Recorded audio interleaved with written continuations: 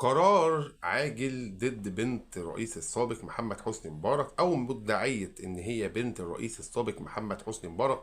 البنت اللي طلعت طبعا ابتدت تطلع اشاعات على الفنانه وفاء عامر، وتطلع كوارث بالجمله، وتطلع كل شويه تتكلم في قصه جديده.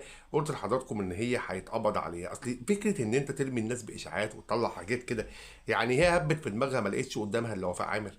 ما هي معنى الكلام دوت هبت في دماغها كده، ما فيش قدامها الا وفاء. هي وفاء عامر بتاعتي النهارده قامت عامله الحوار ده كله، وقامت عامله القصه ديت ان وفاء عامر بتتاجر في الاعضاء ومش عارف ايه وبتبيع.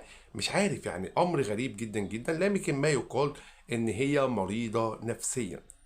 يعني انا بعض الاخبار دي اعرفها من زمان، لان انا عملت عليها حلقه من بالظبط من سنه كده على بدايه القناه بتاعت النقد والمنقود لايف، واتكلمت عليها واتقال عليها ان هي مريضه نفسيا. والحلقه كانت مرتبطه ب فكره زواج الرئيس محمد حسني مبارك بالفنانه ايمان التوخي. فتحدثت عن البنت ديت وقلت ان ممكن تكون البنت تعاني من مرض نفسي، وهو ده السبب اللي خلاها طلعت الكلام دوت ونشرته على مواقع التواصل الاجتماعي. طبعا في قرار عاجل ان الفنانه وفاء عامر اتخذت اجراء ضد هذه الفتاه، وانا معاها قلبا وقالبا في هذا الاجراء، لان التهمه اللي بترمي بيها وفاء عامر، وزي ما قلت لحضراتكم الناس بتصدق الشر ما بتصدقش ابدا لما يتم تبرئتك. يعني لو اتحكم عليك وانت بريء وبعد كده ظهرت براءتك، الناس مش هتصدق ان ظهرت براءتك، هيقتنعوا ان في واسطه.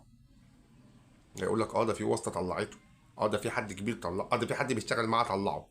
فطبعا رمي الناس بالباطل ده امر صعب جدا جدا جدا، ويعني يعاقب عليك دينيا واجتماعيا وكل حاجه. دي كانت حلقتنا النهارده على قناه الناقد والمنقود لايف. شكرا لكل اخواتنا وحبايبنا مشاهدينا ومشتركين قناه الناقد والمنقود لايف الكرام اللي مشرفينا ومنورينا ومتواجدين معانا على مدار الوقت ومدار الساعه. شكرا لكم والسلام عليكم ورحمه الله وبركاته.